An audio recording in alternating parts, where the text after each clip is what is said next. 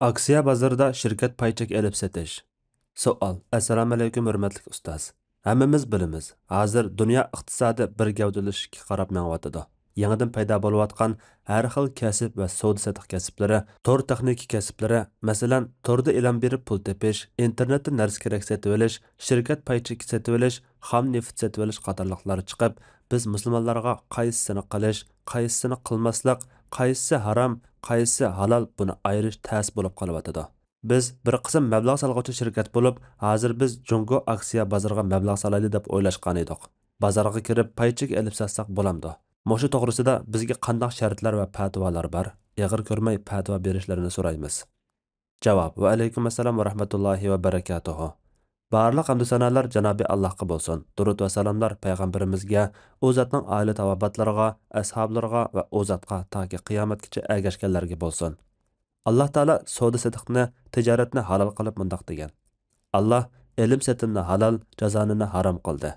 Baqara surasi 275-oyat. Faqatla aranglarda qilishgan qo'lma-qo'l savdo bo'lib qolsa. Baqara surasi 282-oyat. Ey iymon etganlar, bir-biringlarning mollarini o'zaro nohaq yo'l bilan yavolmanglar. Faqatla sizlar o'zaro rozi bo'lib qilishgan tijorat buning sirtida. Nisa surasi 29-oyat. Aksiya bozoridagi paychaka amaliyotda bar bo'lgan bir shirkatning sarmoyasiga ma'lum persent hassador bo'lishdan iborat bo'lib, bu ashu shirkatga ma'lum persent bilan o'rtaq sheriklashishni ko'rsatadi. Bu hassadorlikdan kelib chiqqan har bir shaxsning igdorchiligidagi pay, ilm setim, miros, hadiya va uningdan boshqa barliq muomalalarda qimmatga ega mulk hisoblanib, shar'iy jihatdan mol-mulkka doir ahkomlarga bo'ysunadi. Shirkatga hassador bo'lgan paycheklar shirkatning sarmoyasidan sherik bo'lmasdan, balki o'zi bevosita tijorat qilmasimi, shirkat qilayotgan tijorat va boshqa faoliyatlardami sherik bo'lgan bo'ladi.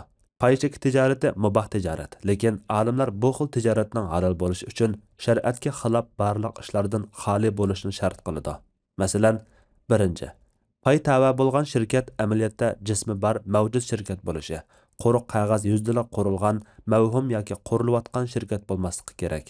Ikkinchi, paycheki elib setilmoqchi bo'lgan shirkat jazoni o'sim bilan va yoki aroq ishlab chiqarishdek, qimordek, harom tijorat bilan shug'ullanmaydigan, halol kasb bilan shug'ullanayotgan shirkatlar bo'lishi shart.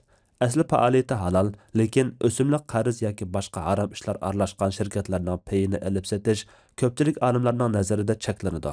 Bu turlik paylarni elib satmaslik taqvodorlikqa eng yaqin. Uchinchi, paycheki savdosi qilganda naq va nesi bo'lsimi bo'ladi, lekin bir pulni yana bir xil pulga aylantirish ahvollariga o'dil kelganda naq-munaq bo'lishi shart. Bunaqa asosan Islom bankasi bo'lsimi, umuman bankalarning paychekini elib setishga bo'lmaydi. Sabab, bankalarning mol-mulki asosan naq va nesi pul. Uning igdorchiligini pay hisobi bo'yicha elib setish, naq pul va nesi qarzni elib setishdan iborat. Bu halollikqa ta'sir ko'rsatadi. Boshqa tovar ishlab chiqaradigan shirkatlarda nisi qarz masalasi bor bo'lsa-mu, lekin u asos emas, balki shirkatga tava muqim mulk va tovarlarga agishib keladi. Yana bir shirkatning mablag'i to'planib, u pullar texi muqim mulk yoki tovarga yoki ma'naviy haqlarga aylanishdan burun pay egalari paylarini sotishda shariatdagi pul almashtirish, ya'ni sarf savdosi shartlariga rioya qilgan asosda sotsa bo'ladi. Ya'ni $1 payni faqatla $1 sota oladi. Onundan töven yoki ortiq satsa jazoni shakllanadi. Chunki setilgan narsa pul. Keyincha sarmoya pulning hammasi yoki ko'p qismi muqim mulk yoki tovarga yoki ma'naviy haqlarga aylansa, naq bar pul yoki qarzlar ayrim yoki birlikda 50% dan oshmasa, andin pay chekini elib setishga bo'ladi. Chunki buningdagi naq pul va qarzlar muqim mulk, tovar va ma'naviy haqlarga tava bo'lgan bo'ladi. Shundaqla shirkat mol-mulki va boshqa haqlari butunlay yoki ko'p qismi nesi setish va murobaha savdolarini qilish orqali naq va nesi pulga aylangan shirkatni bo'g'ishdan burunqi va bo'g'ish bosqichlarida sarmoyaning ko'p qismi asosida elib setishga bo'ladi. Butunlay naq va nesiga aylangan taqdirda yanada yuqorqidek pul savdosi ahkomlari bo'yicha elib setiladi. 4. Yana sarmoyani ziyondan qo'g'dashga va bir miqdor foyda berishga kafolatlik qilinadigan yoki pay chekinlarini bo'g'ib oxirlashganda oldin o'rin beriladigan alohida pay chekini bozorga solishga va uni elib setishga bo'lmaydi. Chunki bu foyda ziyon prinsipini ta'kidlagan va jazonini cheklagan shariat ko'rsatmasiga xilof. 5. O'zining setib olish maqsadi bo'lmasa-mu, boshqalarni biror shirkatning payini setib olish uchun qiziqtirish maqsadida pay setib olmaslik yoki biror shirkatning payining bahosini o'rlatish uchun yolg'on yovdoq mish-mish gaplarni tarqatmaslik yoki saxta xaridor bo'lmaslik. Abu Hurayra radhiyallohu anhu deganki, Rasululloh sallallohu alayhi va sallam sahrolikning malini shaharlik setib bermasin. Xaridorni qiziqtirish uchun saxta xaridor bo'lmanglar. Qarindishining qilayotgan savdosining ustiga savdlashmasin. Qarindishi so'z ochgan loyiqiga so'z ochmasin. Ayol kishi o'zi tegish uchun hamshirasining uyini buzib, uning eridan uni qo'yib o'tishini talab qilmasin deb to'sgan. 6. Ba'zi shirkatlar ziyon tortib ketishning oldini olish uchun asildorlarning pulining bir qismini o'simlik banklarida qo'yib saqlab o'sim oladi. Andin bu o'simni tijoratining foydasi bilan aralashtiradi. Bundaq shirkatlarning payining savdosini qilish cheklanadi. Chunki bu o'sim yeyishdan iborat. 1992 yili 5-oyda Jidda shahrida ochilgan Islom fiqh akademiyasining 7-qatamli qurultayida pay cheki haqida mundaq qaror ma'qullangan. 1. Muomalalarda asli qoida halollikdir. Buningga asosan shariatga zid bo'lmagan faoliyatlarni qilish uchun asildorlik shirkati qurish joiz ishdir. 2. Asosliq maqsadi jazoni va harom narsalarni ishlab chiqarish va uning tijoratini qilishdek harom faoliyatni tarkib topgan shirkatlarga asildor bo'lishning haromligida ixtilof yo'qdir. 3. Asosliq faoliyati halol bo'lsa-mu, ba'zida jazoni va shunga o'xshash harom muomalalarni qiladigan shirkatlarga asildor bo'lish haromdir. Yana 1995-yili Rabitaga tava Islom fiqh akademiyasining 14-qatamli qurultayida pay cheki haqidagi bir qarorda mundaq kelgan. 1.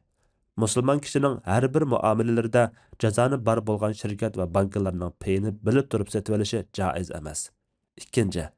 Bir shirkatning harom muomala qilganligini bilmay qolib, payini setib olib, keyin bilgan bo'lsa, harom faoliyatga sherik bo'lmaslik uchun bu ishdan darhol chiqib ketish lozim. Yuqorqiga o'xshagan islom cheklagan ishlardan xoli bo'lgan ahvolda pay cheki savdosi qilsa durust bo'ladi. Shubha aralashgan ahvolda musulmon kishi buningdan o'zini tortishi lozim bo'ladi. Bu yerda shuni eskartib qo'yish kerak. 1.